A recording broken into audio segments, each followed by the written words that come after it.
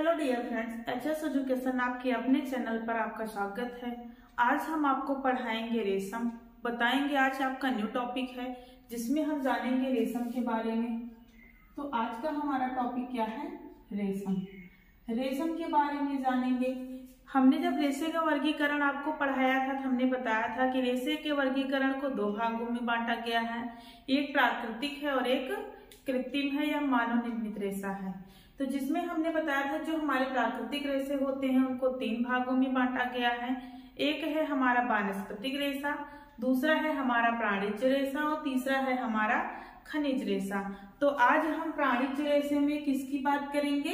रेशम की बात करेंगे। रेशम जो है कहाँ इसका उत्पादन हुआ था? तो रेशम का उत्पादन चीन से शुरुआत हुई है। कितना वर्ष पुराना हमारा यह रेशा है? तो 25,000 ईसा पूर्व से इसका प्रयोग किया जाता है। तो आज हम रेशम के बारे में जानेंगे। सबसे पहला पॉइंट हम क्या जानेंगे कि जो हमारा रेशम है यह कैसा रेशा है? तो यह प्राणिज जगत का रेशा है, प्राणिज रेशा है। प्राणिज जगत का प्रोटीन रेशा है।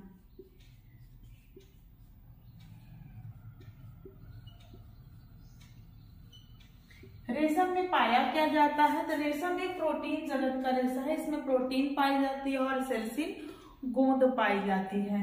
रेशम और क्या है? तो रेशम हमारा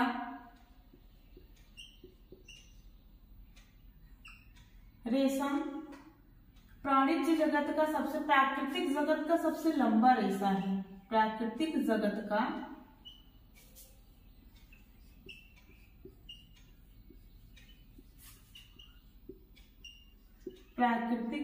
का सबसे लंबा रेशा है। अब हम जानेंगे कि रेशम का उत्पादन कब और कैसे कहाँ हुआ था।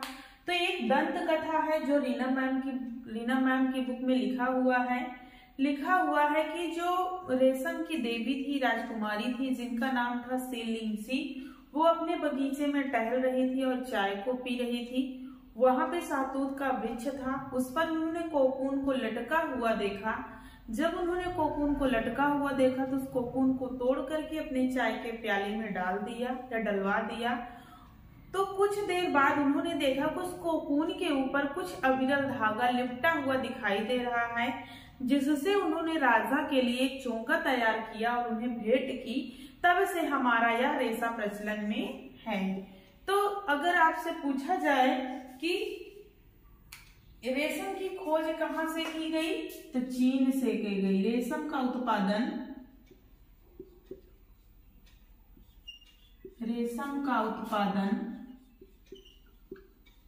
कहाँ से किया गया? तो चीन से किया गया। किसने किया? तो चीन की राजकुमारी थी, चीन की राजकुमारी, जिनका नाम क्या था? सी लिंगची।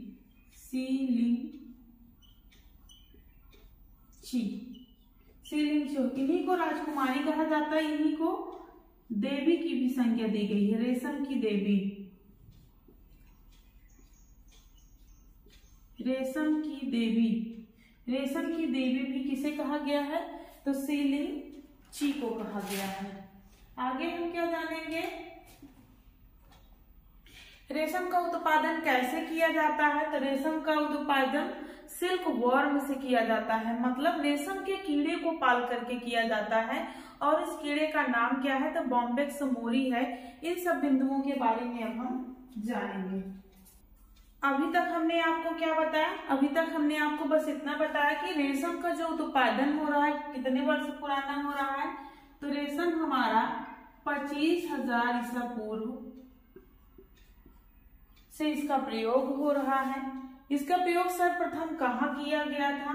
इसका उत्पादन सर्वप्रथम चीन में किया गया था। जिस राजकुमारी ने सर्वप्रथम रेशम की खोज की उनका नाम क्या था? तो सी लिंगची था। इन्होंने खोज कैसे की? तो एक दंत कथा है, उसमें कहा जाता है कि जो रेशम की राजकुमारी है जिनका नाम सी लिंगची था, वो अपने बगीचे में टहल रही थी। उन्होंने कोकून को देखा और उसको अपने चाय के कप में डाल दिया। जब उन्होंने चाय के कप में डाल दिया तो उन्हें उस कोकून के ऊपर एक लिपटा हुआ विरल धागा दिखाई दिया, जिससे उन्होंने क्या किया तो राजा के लिए एक चोंगा तैयार किया और तैयार करके राजा को उसको भेंट में अर्पण किया। तब से लेकर के आज तक हमारे देश में क्या हो रहा है, रेशम का उत्पादन हो रहा है। तो अब हम इसके आगे जानेंगे कुछ बिंदुओं के बारे में महत्वपूर्ण।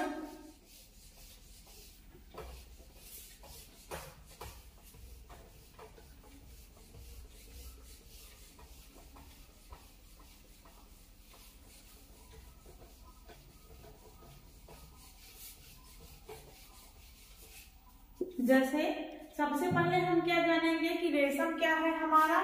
तो रेशम जो है प्रोटीन जगत का रेशा है।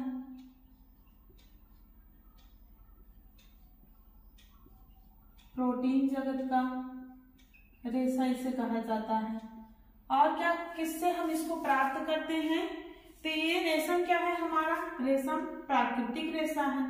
प्राकृतिक के अंतर्गत आता है, प्राकृतिक रेशा है।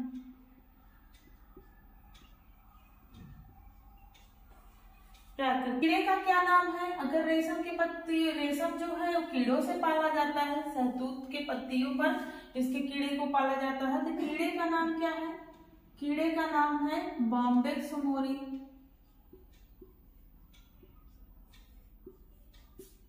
और इसे ही क्या कहा जाता है, सिल्क वॉर्म।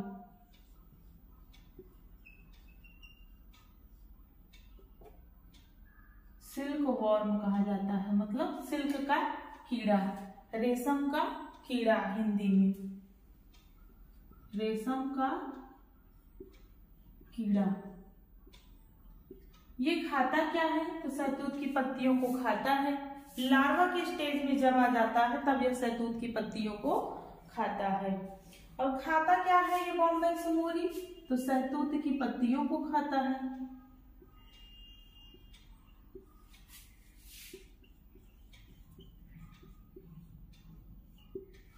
पाला किस पे जाता है, तो शहतूत के पेड़ पर, या उसी को मलबेरी प्लांट बोला जाता है।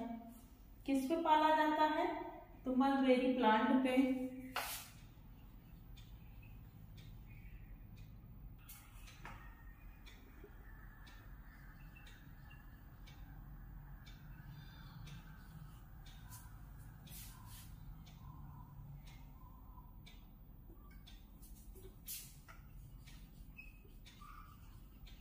मलबरी लीव्स को खाता है, इसी के पेड़ पर इसका पालन किया जाता है।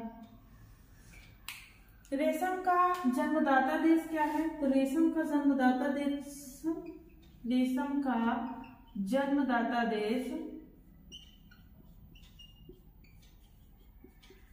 किसे माना जाता है, तो चीन को माना जाता है। इतनी बात समझ में आई होगी। उसके बाद हम अगला क्या जानेंगे कि राजकुमारी क्या क्या नाम था, तो सीलिंग था, आपको बता दिए हैं जो राजकुमारी थी।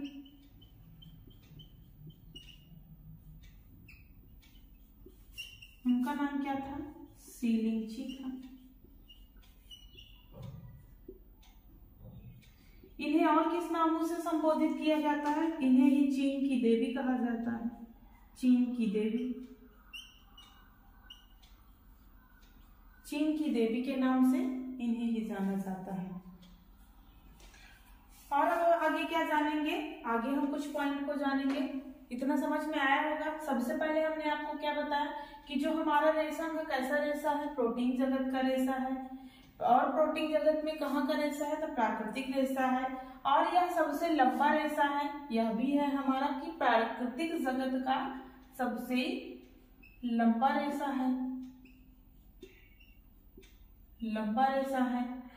कीड़े का क्या नाम है, तो बॉम्बेक्स मोरी कीड़े का नाम है। रेशम के कीड़े को सिल्कवॉर्म भी कहा जाता है। खाता क्या है अपने भोजन में, तो शहतूत की पत्तियों को खाता है, मलबरी लीव्स को खाता है।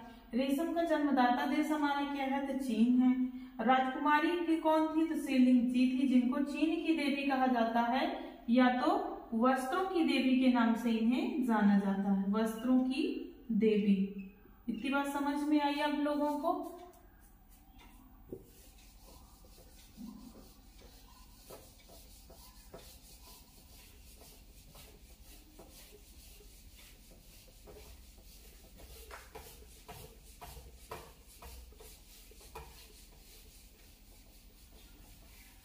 अब हम जानेंगे कि इसका पालन जो है कैसे किया जाता है। तो सेरीकल्चर विधि से इसका पालन किया जाता है। शहतूत के वृक्षों पर पाला जाता है। जब अंडा से 10 दिन के बाद या लार्वा की स्टेज में आते हैं तब ये पत्तियों को बहुत तेजी से खाते हैं। तो ये सारी चीजें अब हम चर्चा करेंगे। तो सबसे पहले हम जानेंगे कि रेशम के कीड़ों का पालन, रेशम के कीड़ों का पालन क्या कहलाता है? रेशम के कीड़ों का पालन क्या कहलाता है? सेरीकल्चर कहलाता है। रेशम के कीड़ों का पालन क्या कहलाता है? तो रेशम के कीड़ों का पालन सेरीकल्चर कहलाता है। इसका उत्पादन सबसे ज्यादा कहाँ होता है?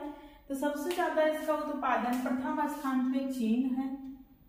सबसे ज्यादा उत्पादन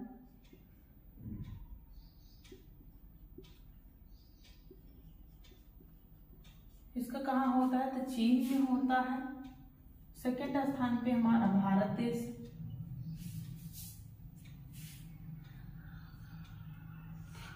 उसके बाद भारत में इसका उत्पादन सबसे ज्यादा कहाँ होता है? तो भारत में इसका सबसे ज्यादा उत्पादन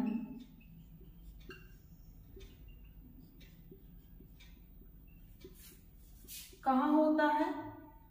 तो कर्नाटक में होता है। कर्नाटक में सबसे ज्यादा उत्पादन भारत में इसका कहाँ पे होता है? तो कर्नाटक में होता है। द्वितीय स्थान पे कौन सा देश है हमारा? तो मैसूर है। और तृतीय स्थान पे क्या है? तो आंध्र प्रदेश है। भारत में कर्नाटक में इसका उत्पादन कहाँ कितना होता है? हम इसको जानेंगे। तो कर्नाटक में इसका उत्पादन कितना होता है? 8,200 मीट्रिक टन होता है। कितना होता है? 8,200 मीट्रिक टन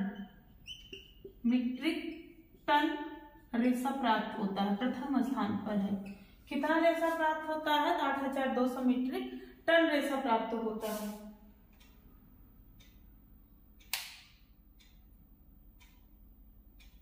तृतीय स्थान पे हमारा क्या है? अब द्वितीय स्थान पे जो वर्तमान समय का, इस समय का डाटा है वो जो है हमारा क्या है? सेकंड स्थान पे हमारा आंध्र प्रदेश है।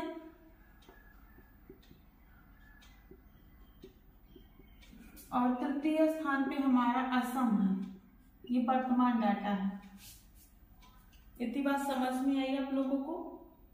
अब हम जानेंगे रेशम में सबसे ज्यादा रेशम का उपभोक्ता देश कौन है? रेशम का सबसे ज्यादा मतलब प्रयोग कौन करता है? तो सबसे ज्यादा रेशम का उपभोक्ता देश, सबसे ज्यादा रेशम का उपभोक्ता देश हमारा भारत है। कौन है? तो भारत है। हमने इसमें क्या क्या जाना? हमने इतना जाना कि रेशम के कीड़ों का पालन क्या कहलाता है? सेरीकल्चर कहलाता है। सबसे ज्यादा उत्पादन कहाँ होता है? तो चीन इसमें होता है, भारत में होता है। भारत में इसका सबसे ज्यादा उत्पादन कहाँ पर होता है? तो कर्नाटक में होता है, आंध्र प्रदेश में होता है, असम में होता है। कर्नाटक में कितना उत्पादन होता है? तो 8,200 मीट्रिक टन रेशा उत्पादित होता है। सबसे ज्यादा रेशम का उपभोक्ता देश कौन सा है? प्रयोग करने वाला देश कौन सा है? तो हमारा भारत देश है। अब हम जानेंगे कि जो सिल्क के बने हुए कपड़े होते हैं उनको किन किन नामों से संबोधित करते हैं। इन सारे बिंदुओं के बारे में जानेंगे।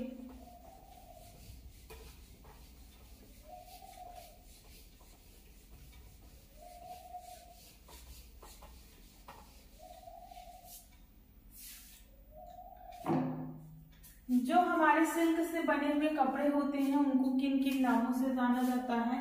तो सिल्क से या रेशम से, सिल्क से बने हुए कपड़े। सिल्क से बने हुए कपड़े को किन किन नामों से जाना जाता है? तो रेशम के कपड़े को सबसे पहले राजसी वस्त्र कहा जाता है। पहले इसको राजा महाराजाओं द्वारा ज्यादा पहना जाता है, राजसी वस्त्र कहा जाता है। इसे विलासिता वस्त्र कहा जाता है, विलासिता वस्त्र कहा जाता है। और क्या होता है? तो यह मनोहारी वस्त्र होता है।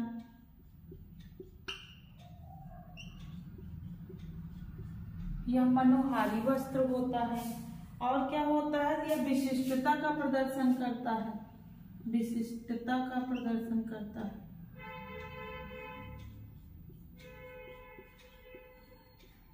विशिष्टता का प्रदर्शन करता है। और क्या होता है? इसे क्वीन ऑफ फाइबर कहा जाता है।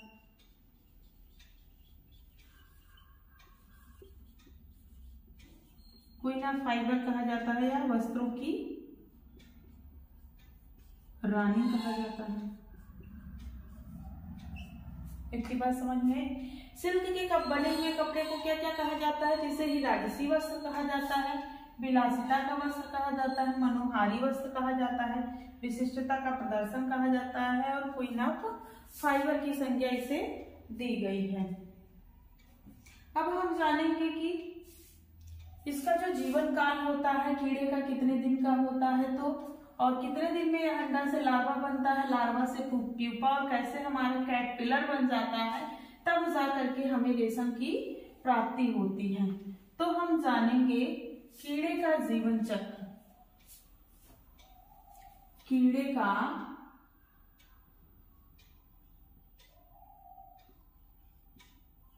जीवन चक्र। सबसे पहले यह कीड़ा क्या होता है? कीड़े का क्या नाम है? तो कीड़े का नाम क्या है? बॉम्बेक्स मोरी है, बॉम्बेक्स मोरी, जिसे क्या कहा जाता है? इसी कीड़े को हमारा क्या कहा जाता है? सिल्क वार्म भी कहा जाता है।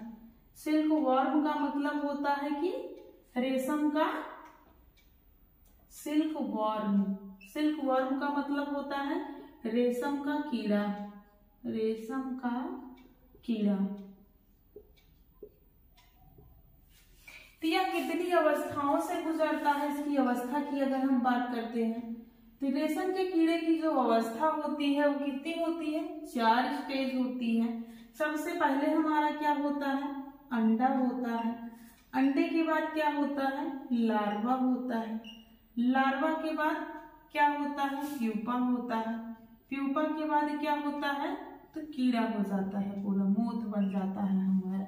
इतनी बात समझ में? इसकी स्टेज कितनी है? तो 4 है। सबसे पहले क्या बनता है? अंडा बनता है। अंडे से फिर क्या बनता है? लार्वा बनता है। लार्वा से प्यूपा बनता है। प्यूपा से कीड़ा बन जाता है। अब हम आगे जानेंगे कि जो अंडा होता है यह अंडे से क्या बनता है? अंडे से हमारा लार्वा बन जाता है। और जब यह लार्वा बन जाता है तो बहुत तेजी से क्या करता है? पत्तियों को खाने लगता है।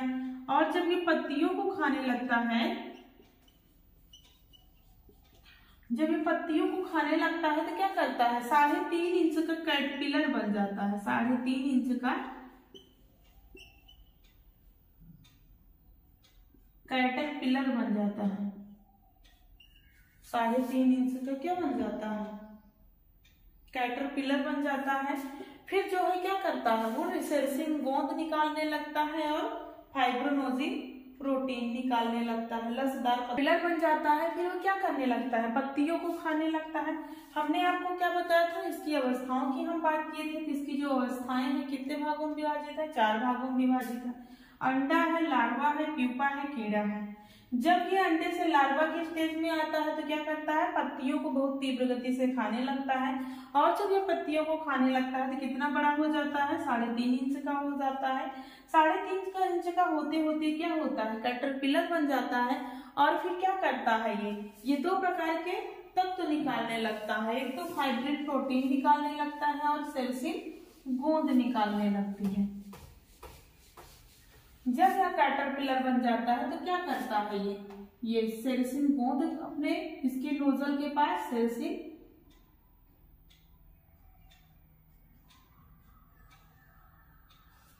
सेरेसिन गोंद और फाइब्रिन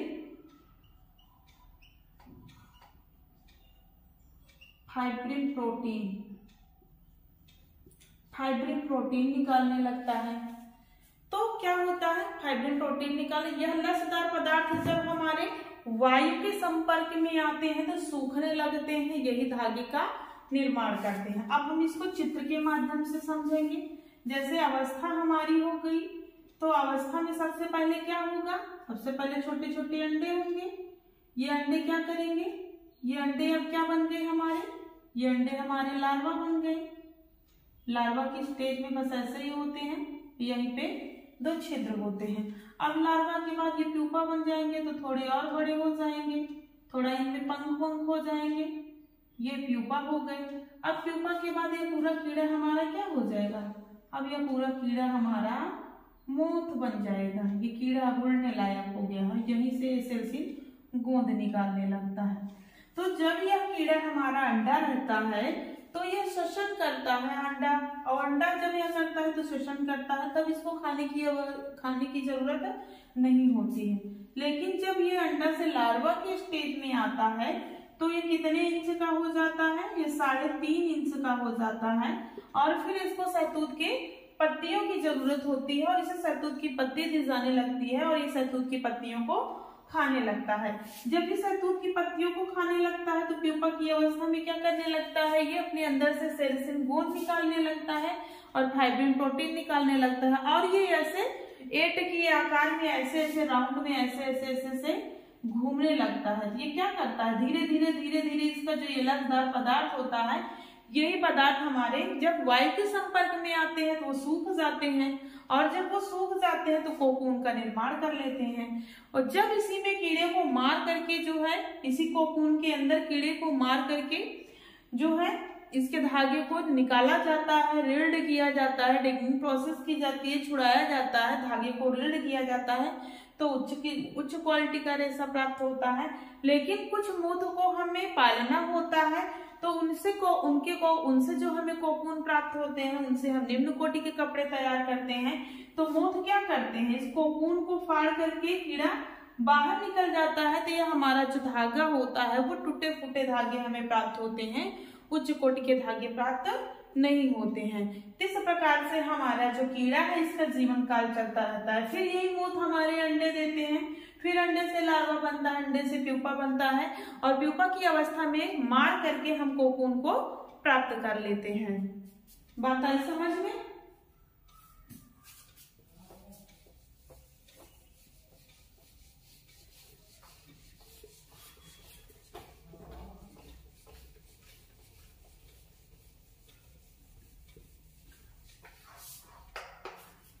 अब हम जानेंगे कि जो रेशम के रेशे का मापन किया जाता है किसमें किया जाता है।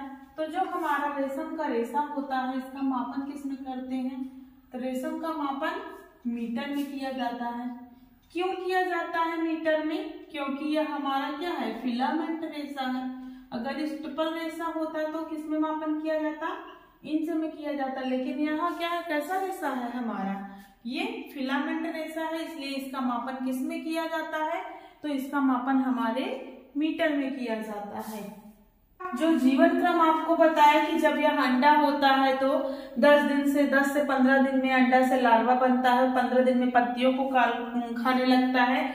अगर हम इसके पूरे जीवन की बात करते हैं कि कितना दिन तक यह जीवित रहता है, तो इसका जो जीवन होता है बहुत ही अल्प आयु इसकी होती है। कितना दिन होता है, 2 माह होता है। ये 2 माह के अंदर पूर्णतया क्या होता है, मोथ बन जाता है। समझ में आया? और ये अंडा जब होता है तो अंडा कितने दिन तक रहता है, अंडा लगभग 10 दिन तक रहता है। लार्वा की स्टेज में जब आता है तो कितने दिन में, लार्वा की स्टेज में 11 से 12 दिन में आ जाता है। और ये फिर पत्तियों को हमारे क्या करता है, 15 दिन में पत्तियों को खाने का कार्य करने लगता है। फिर वहीं से सेरेसिन गोंद निकालता है और फाइब्रोनोजिन प्रोटीन वो वायु के संपर्क में आकर के धागे का निर्माण करने लगती है। और उसके बाद फिर क्या करते हैं, फिर हम जब हमारा ये कोकून पूर्णतः बन जाता है तो कोकून को हम क्या करते हैं, कोकून को तोड़ लिया जाता है। जिन कोकून से हमें धागे बनाने होते हैं उनको उनके मोथों को, कीड़े को उसी के अंदर मार दिया जाता है। और जिनसे धागे नहीं बनाने होते हैं, उनसे निम्न क्वालिटी का रेशा हमें चाहिए होता है, उनके मोथ क्या करते हैं, जब मोथ हमारे बड़े हो जाते हैं तो कोकून को तोड़ करके बाहर निकल जाते हैं। फिर उनसे वही सेरीकल्चर के माध्यम से अंडे का उत्पादन किया जाता है। इस प्रकार से हमारे रेशम का उत्पादन किया जाता है। यह हमने जाना रेशम के उत्पादन के बारे में कि रेशम का उत्पादन कैसे किया जाता है। अब हम नेक्स्ट वीडियो में जानेंगे कि रेशम का जो प्रोसेस होता है, उत्पादन का प्रोसेस कैसे किया जाता है। जैसे रील्ड किया जाता है, डिगमिंग प्रोसेस की जाती है, गोंद को छुड़ाई जाती है, इन सब बिंदुओं के बारे में जानेंगे। रेशम हमारा कैसा रेशा है, तो सबसे लंबा रेशा है, आपको हमने बताया था। और कैसा रेशा है, तो सबसे मजबूत भी होता है, सबसे मजबूत रेशा भी होता है। तो आज हम बस इतनी भी बिंदुओं पर बात करेंगे, नेक्स्ट वीडियो में हम नेक्स्ट बात करेंगे। आज के लिए बस इतना ही। उम्मीद करती हूँ कि जितना हमने आपको पढ़ाया है सब समझ में आया होगा। तो आप हमारे चैनल को सब्सक्राइब कर लीजिए और अपने फ्रेंडों के साथ शेयर करिए। Thank you.